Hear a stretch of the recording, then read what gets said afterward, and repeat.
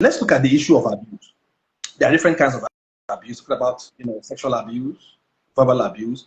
If we talk about sexual abuse, it might be something that we might consider a lot of ladies experience and not the guys. But during my research, it actually got to find out by international level organization that there has been an increase of reports from the male folk are also being victims of sexual abuse in different ways. But let's focus on the verbal abuse.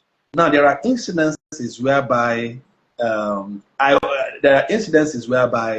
men are abused. For example, I know of a guy who, for a period of time, he receives more abuse in the office than he will receive on the street with Okada men and area boys. And it's just that, and sometimes, and that's from the lines right. So that is the way he leads the team. That is the way he pushes them to perform, by using strong words, by sometimes going outrightly insulting their looks and appearances. So what do you consider in that situation? And you've taken the first week, you've been taking this since you joined, it's stretching out. There's actually a limit to what someone can take in a bid to retain a job or to maintain a particular perception. What do you have to say in that light? Okay, thank you very much for that question. So what I would say is that, you see, the thing about men speaking up about probably sexual harassment or verbal abuse at work is that there's always this stigma. Okay, there's this stigma, there's this fear of appearing weak, and the societal expectations often prevent men from speaking up about harassment or abuse. And it's very easy to see a woman at the workspace say, oh, she's being verbally abused or sexually abused. A lot of men will rally to our support and say, okay, this is it. And sometimes women also face issues where they do not actually have people to actually support them, especially when it's coming from somebody at a superior level. See, for men, we have been conditioned by society to be strong, to be indestructible. So when the expectation is to just shoulder it, and move on, or when you are subject to sexual harassment by female, superior, you're expected. How would you even go and see a woman is sexually harassing you? You hear a lot of people say, now which are they find this? A lot of people say, oh, na lie, first of all, there's a wrong notion that says you should be at the enjoyment level for every sexual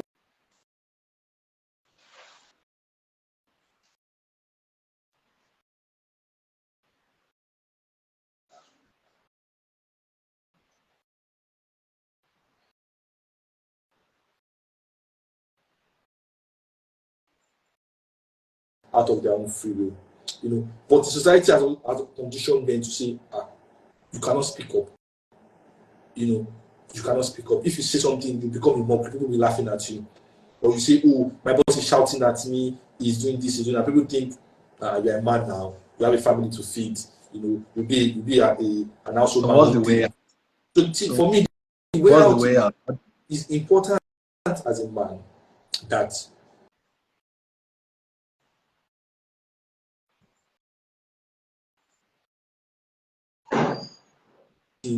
that you do.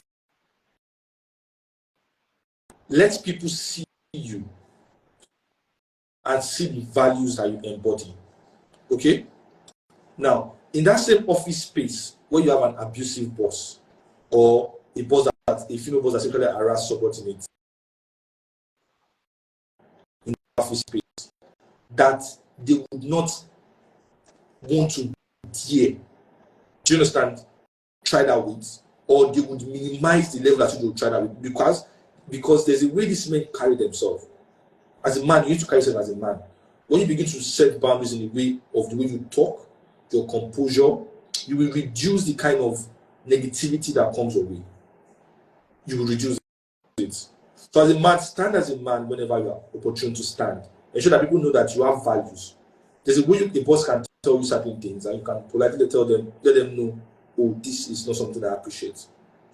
Politely. The next, do you think responding, because actually I know a guy who was the guy I told you about that was being verbally abused in the office. I'm talking about the boss who insult what he's wearing, call out his shoe, call out his outfit, and sometimes it's the CEO. So how do you really, and in this place whereby people are feeling there are not enough jobs, I don't want to say something and then I become the black sheep.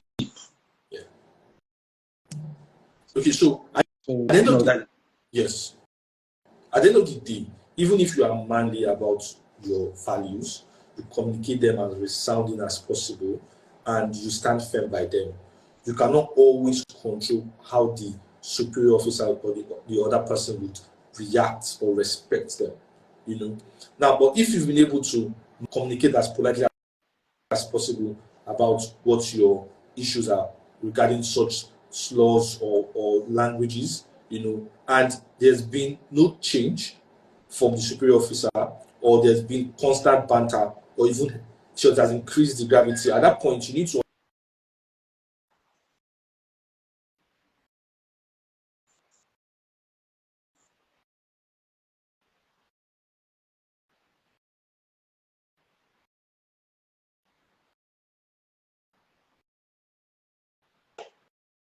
enable them.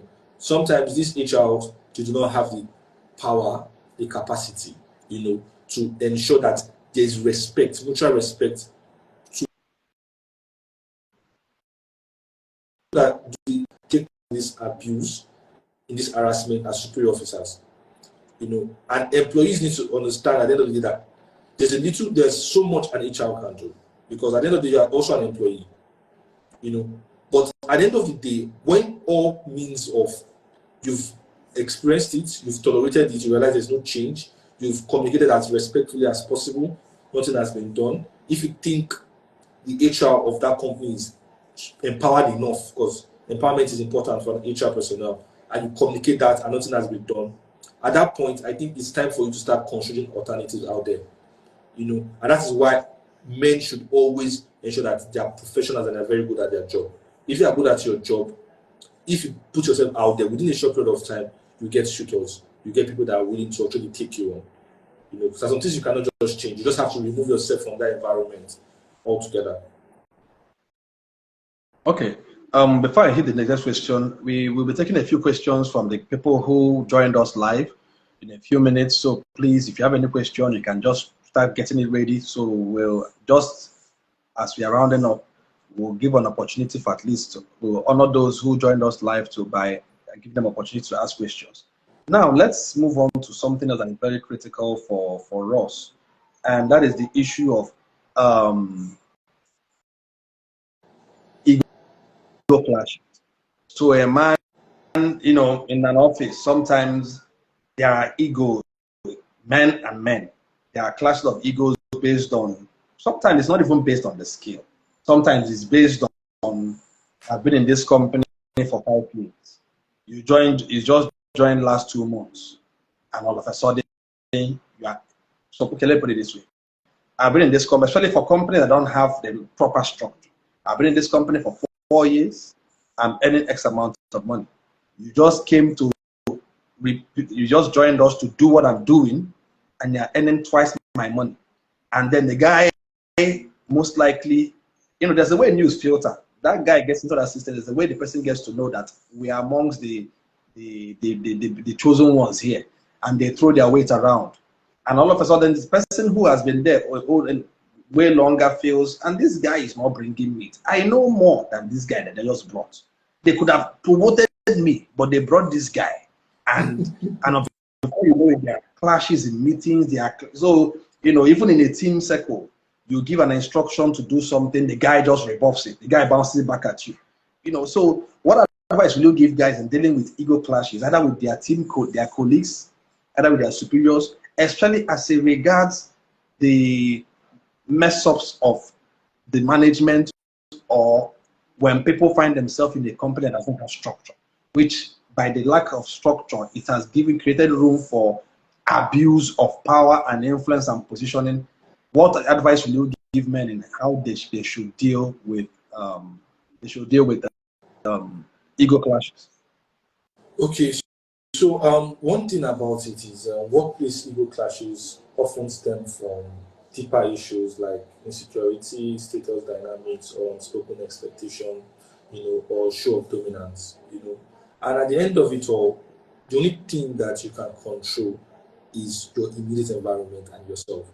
Now, you've given a good foundation for this. You said in an organization that is not properly structured, yeah, that the structure there, the dynamics there are actually very out. Now, you need to understand that for a man in a corporate environment, or even for any employee, your ego should stem from your proficiency. Now, let me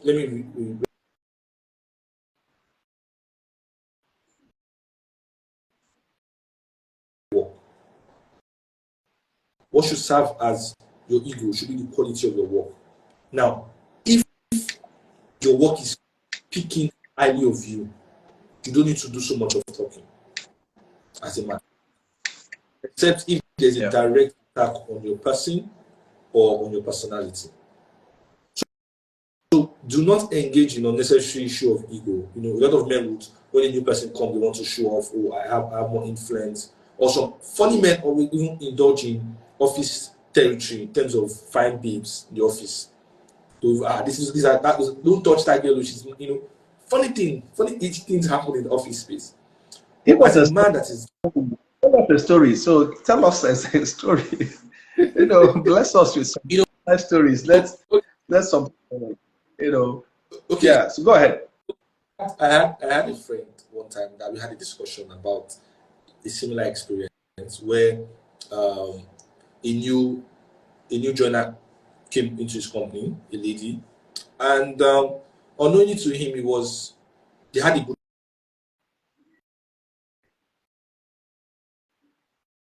that she had already been marked by the MD of the company, in quotes. Do you understand? It was just a normal friendly gesture. And a couple of, after like 2-3 weeks in, he started realizing that everything he was doing was being rechanted. If he's drinking water, he's not drinking water properly.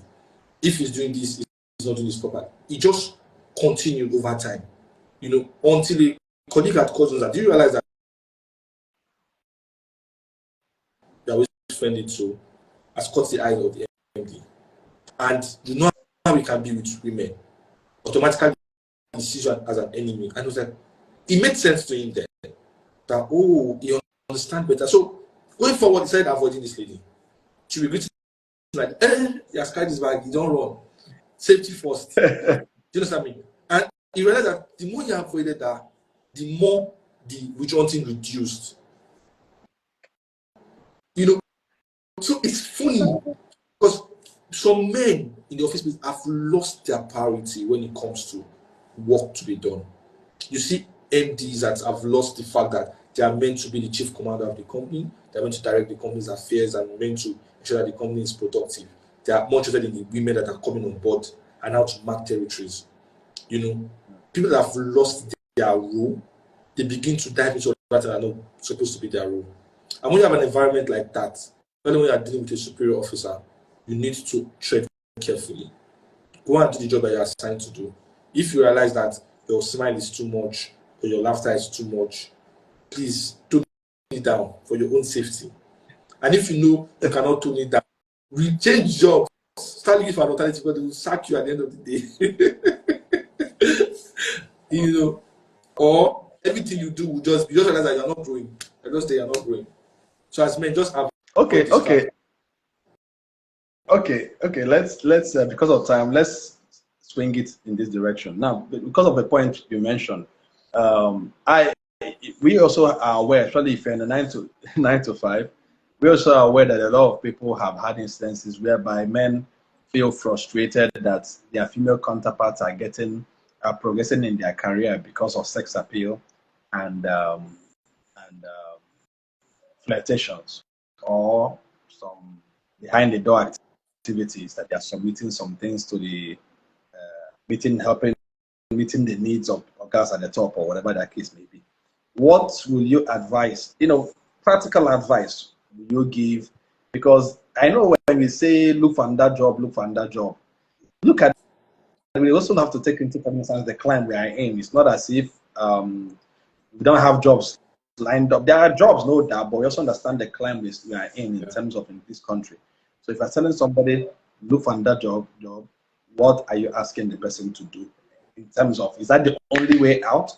A guy is frustrated, he's putting his work in, but he feels the female counterparts are making more progress because they either by using flirting or sex appeal to their favor. What advice will you give the guy? And then once you answer this, I will now throw the question to people on the people that are on live to ask their questions. Go ahead. Okay. So what I would say is this, okay, is actually a very common thing, you know, within the office space. It's very common. And sometimes some women are judged unfairly. Do you understand? Because some women are actually competent, but when they get career progression, people will attribute it to behind the desk favors, you know, which is sometimes not true. Other times they are true, you know. But for me, for men, I think one thing that you need to do is you just need to maintain professionalism. Is very important. You know, set firm boundaries. Know what and what you want to get involved in as a man, and in direct interactions to work-related matters, avoid conflict. Now, when I put it that way, is that if you are there and you are doing your job, and somebody is getting ahead of you because they are actually sucking up to the boss, Yeah. there's nothing to do about that situation. To be candid, you can neither comfort your boss, nor can you kidnap the woman or whistleblow. Sometimes some companies whistleblow they don't do shit. Forgive my language. So that being said, what you can do is focus on your work and develop yourself. Sometimes I tell people, and one thing is, I believe strongly in the fact that always put yourself there as an employee. Always have a benchmark in your head. Once you are joining a company, have a goal of, oh, I want to work here 2 years, 3 years, 1.5 years. Always have those kind of set goals. And when you are there, ensure that those goals are a work in progress. You can see the progression. Yes, it's very, very important. And that being said, you need to be able to work towards that. If you are doing your job and somebody else is getting ahead of you because of they are doing favors, sexual favors, just work without your timeline, develop yourself, develop your capacity. And once you hit the timeline assigned by yourself for you, put yourself out there. Sometimes you might work hard in a company A and your reward will be in company B. Do you understand me? So you might think, oh, I'm not progressing here. I've seen people that have served 4 years in a company at the same level. They've developed capacity, and by the time they got the next job by referral, because they were good at their job and someone that they have worked that referred them, they were getting ×4 of their current salary and a bigger position. So as long as you are good, you get identified out there. Okay. I'm going to turn the mic to the guys on the ground. For those of you who joined us, thank you once again for joining us. We are really grateful that you were able to make it and take out time out of your busy schedule. Today is Friday. Some of you should have been somewhere hanging out, but decided to just spend your evening with us. We really appreciate that. So if you have a question, can you just drop it? Somebody asked the question, but I want to see if we have more so that we can merge the questions. We are trying to see if we can tidy this up within the next 10 minutes. That's if you are watching us, if you are a guest and you have a question, can you ask? I know somebody asked if you have a 9 to 5 and you also run a side business, and there are clashes. For example, you have an order at the same time you're on duty in your corporate job. What do you do? Let's have that. Just note that, Philip. Any other person out there that has a question that they want us to tackle? Easy Skeleton Creatives, Too Valid, Bukola Morenis, Dorothy, Atinoke, Okay, can you? Okay, I don't see anybody typing. Okay, just go ahead and tackle that, and then we'll begin to round up. Okay, so if I get the question correctly, the person said, Yeah, the person has a 9 to 5. Okay, let me take it again. The person has a 9 to 5, but also has a side business. Now there is a clash. So he gets an order on the side business that clashes during the 9 to 5. Clashes with the 9 to 5. What should he do? Okay, so for me, I think one thing you need to do is you need to be able to manage your schedule. Okay, it's very important. Once you are doing a 9 to 5, Monday to Friday, you need to realize that most of the time you'll have time on the weekend to do any side hustle. So ensure that most of your falls within weekend activity. Is important because it's going to be difficult for you, especially when you want to maximize yourself at your workspace. Now, if your job is such a job that you can plan, you can have it to do. For me as an HR, it's difficult for me to have it to do on a daily basis because I'll say I want to do 1, 2, 3, 4, 5 before 9 a.m. One employee has broken one employee's head, somebody has caused wildlife here, and before you know your schedule is out, you have to manage situations. But some jobs you have that some jobs are monotonous, you know what to do, so you can also work on those things early enough so that maybe during your break at work, you can now use that time, to work on side hustle, especially if it has to do something that you can do while you're in the office. So that's just the best advice I can Okay, give. thank you. Okay, basically, plan your time, plan your schedule so that there's no clash. Maybe if possible, if there are deliveries for your side business, maybe you focus on doing them or try and give clients timing that is after your 9 to 5. Because if you lose the 9 to 5, you've lost. So the wisdom there is juggling. Thanks, Philip, for that. Then somebody said, how can one handle Orumila? Please, can you just look at that question and type it again? Because what you have there is how can one handle what ought to and what is in a corporate space? I don't understand that. Do you want to retype that? Orumila, can you hear us? You said how can one handle what ought to and what is in a corporate space? I don't know if I think maybe you didn't couch it rightly. Okay, how do you have to handle okay, I can see your ultra moves. How do you tackle situations where team leads that don't take the opinions or ideas of other team members, especially when their approach doesn't yield productivity? Philip, you have a question for you. Okay. Sorry, can you take that again, please? Apologies. Okay, we have this from ultra moves. How do you tackle situations where team leads? Basically, team leads don't take opinions or ideas from members. So let's put it this way: a team lead is driving a team, is not their style or whatever they are deploying or tactics is not producing results, but they are refusing to take ideas and opinions from team members. What should a team member do in that situation? Okay. Sometimes some of the experience we have in the corporate world, it teaches us what not to be like. Now, sometimes you experience bad things, and it teaches you who not to be like. So, first thing I would say is that experience, first of all, will teach you what not to do as a team lead. First of all, second of all, you have to be able to communicate. Now, it doesn't always work all the time, but I tell you, if you understand effective communication, 80% of the time you are able to come through to an employee. Now, I will tell you, I had one experience one time, one of my boss in the past that I've worked on that. When there's an issue or there's a work that we have a different opinion to, and she's saying, okay, this is how it's supposed to be done, and every other person is saying, no, this. The moment there's confrontation, nothing you see will stick. If you have a argument, so avoid confrontation is very important. First thing first.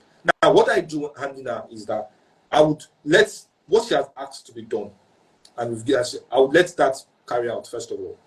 Much later, when she's settled, she's calm. I say, "Oh, boss, I think this is my opinion. It's just my opinion.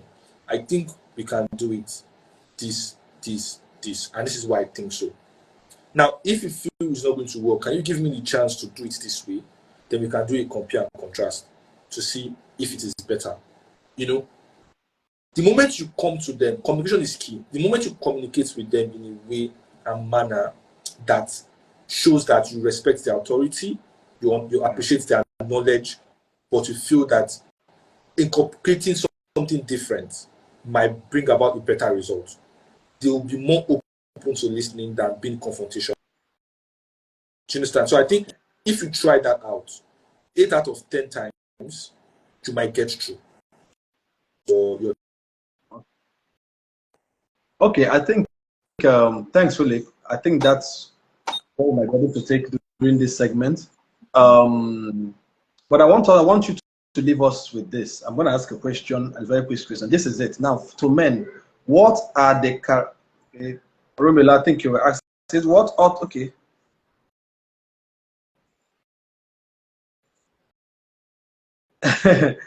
Someone said some people have coconut head, they won't listen though, but yeah. Well, just like he said, communicate it, and hopefully, you know, also add some prayers. I'll say pray about it too. If you believe in spiritual things, I'll say add prayers. You know, prayers move mountains. Okay, Romila said what ought refers to how the job is supposed to be done. However, the reality is far from it based on the way things have been done in the past. Okay, I think what he's trying to say is like there is a way the job is supposed to be done. So like you have to be on it.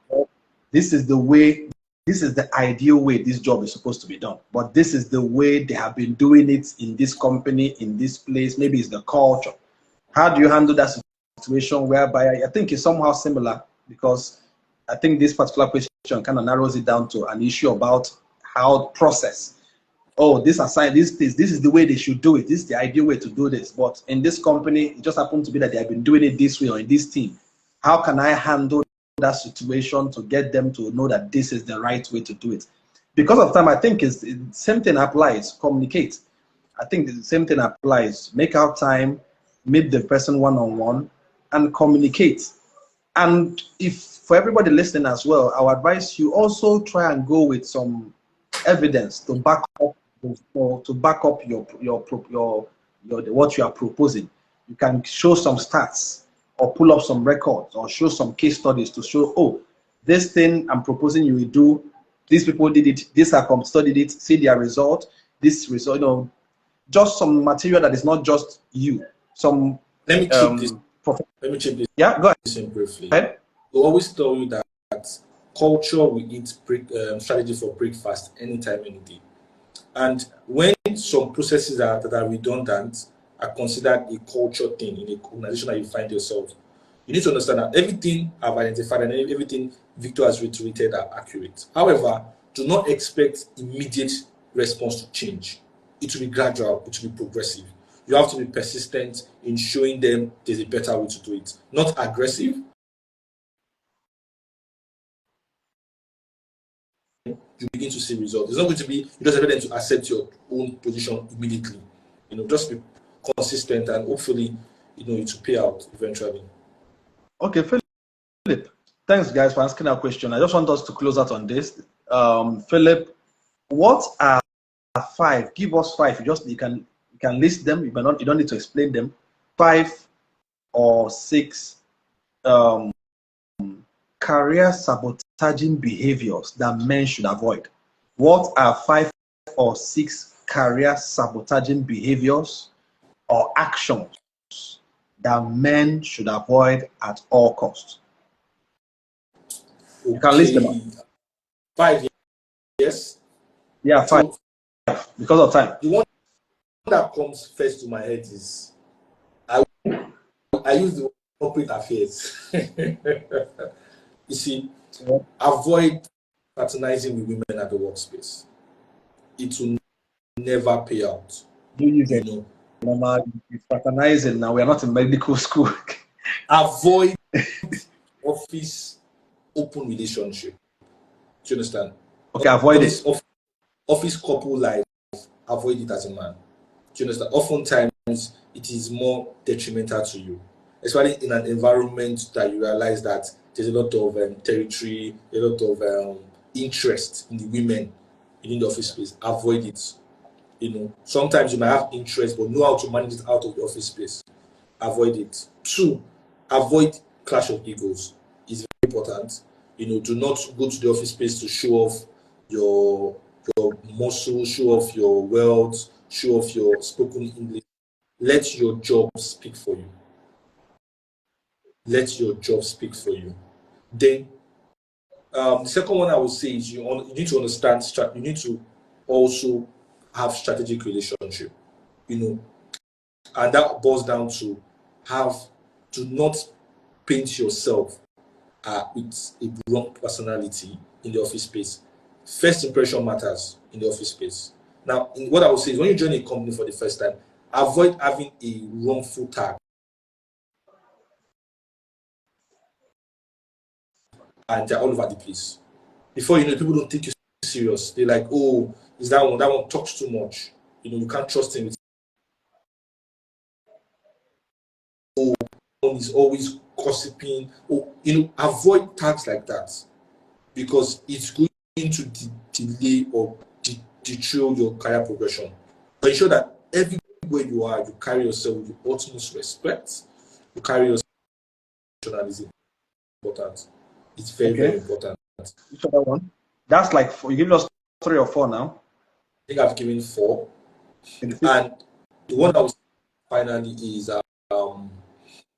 which comes to my mind, make meaningful connection and interaction in the office space. Sometimes you see a lot of people, they go to the office, they just want to meet people that they have common interest in. They want people that they can laugh with, joke with, hang out, party with. Sometimes meet connection with the right people. Not that people you are making connection is wrong. Connection with people that can elevate your career, that can give you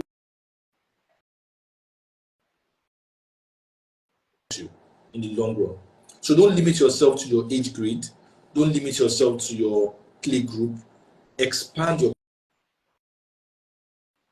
build bridges often. Don't always see burn bridges. Some people too, when they are living in a former place of work, they want to burn down the old bridge.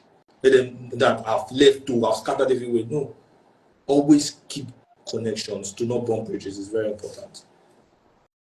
Okay, thank you, Philip. Let me throw in one, just for the benefit of everybody listening that can help you.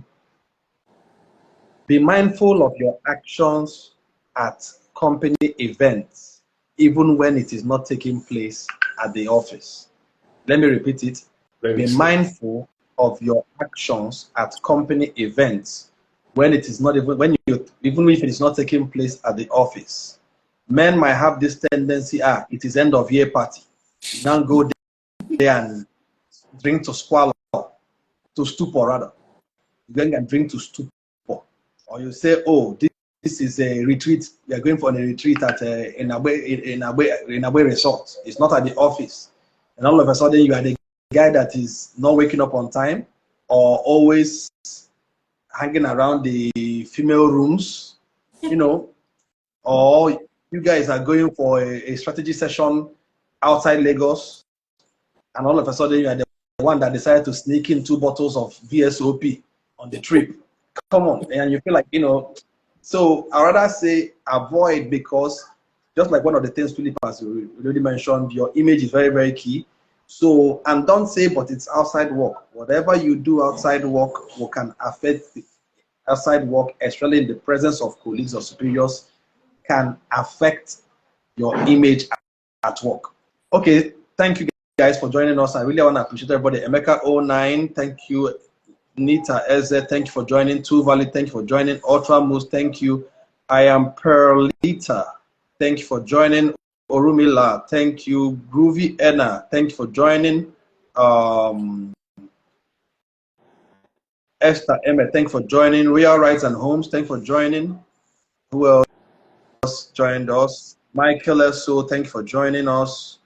God's Will Udoka, thank you for joining. Call Me EJ.